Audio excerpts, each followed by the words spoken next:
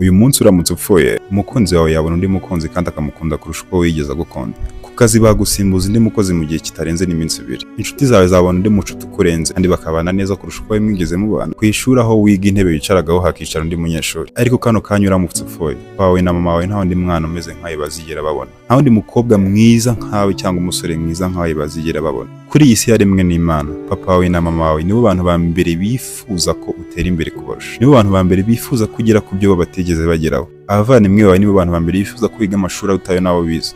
Urukundo utahaye abavandimwe n'ababyeyi bawe, urwo rukundo ni imfabusa cyane, kandi urukundo utahaye famiye n'umuryango wawe nta n'undi muntu ushobora kuruhereza. Wowe waruhereza rwarangira vuba. Iyo uzi gukunda nyoko na so, kunda n'umugore wawe cyangwa se umugabo wawe. Iyo uzi kwita ku bavandimwe nkaho wababyaye, umenya no kwita ku rubyaro rwawe. Kunda umuryango wawe, bakunde bakigufite, bereka urukundo bakikuri hafi, ukibari hafi. Mama wawe na papa wawe bagukunda ukennye bakagukunda ukize, ndetse niyo banze ubukene bwawe we ntago bakwanga kandi bakwakirana n'ubukene bwawe. Bagukunda uri umunyabwenge bwinshi bakagukunda uri injiji cyane, bagukunda ufite ubwenge bwuzuye bakagukunda uri kidebwira. Abana nawe barakwakira kabone nta handi wananiranye, wananiye isi, wananiye leta, wananiye abantu bose. Nibo abantu babasha kuvuga ngo basi ni mu muhaha aryama, bakaguha aho uryama, bakaguha ibyo kurya, ntago bakureba wandagaye. Ariko mwashakanye uwakubereye inshuti ashobora kugusiga kubw'impamvu z'imihindagurikire y'ubuzima, kubw'impamvu zawe.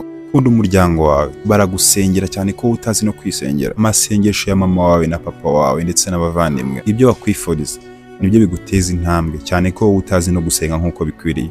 Bari abantu bagufatira iby'iburyo buri gihe, ntuzabahemukire, ntuzabajye kure, ntuzabima urukundo, uzabafasha uko ushoboye kandi uzabubahe. N'amaraso yawe n'urukundo rwawe ni byose byawe. Nyoko na so bakwanga batagukunda, Bibiliya igutegeka kubakunda no kububaha. Ibaze ko ijambo ry'Imana rigutegeka gukunda so na nyoko. Ntago ryigize rivuga ngo nyoko na so nibakwima urukundo wowe uzabange cyangwa se uzabajye kure. Utegekewe kubakunda, nutabakunda nta ngingo n'imwe ikurengera. Nutabaho urukundo, nutabubaha nta ngingo n'imwe ikurengera. Abavandimwe bawe, amaraso yawe ni ikintu gikomeye cyane.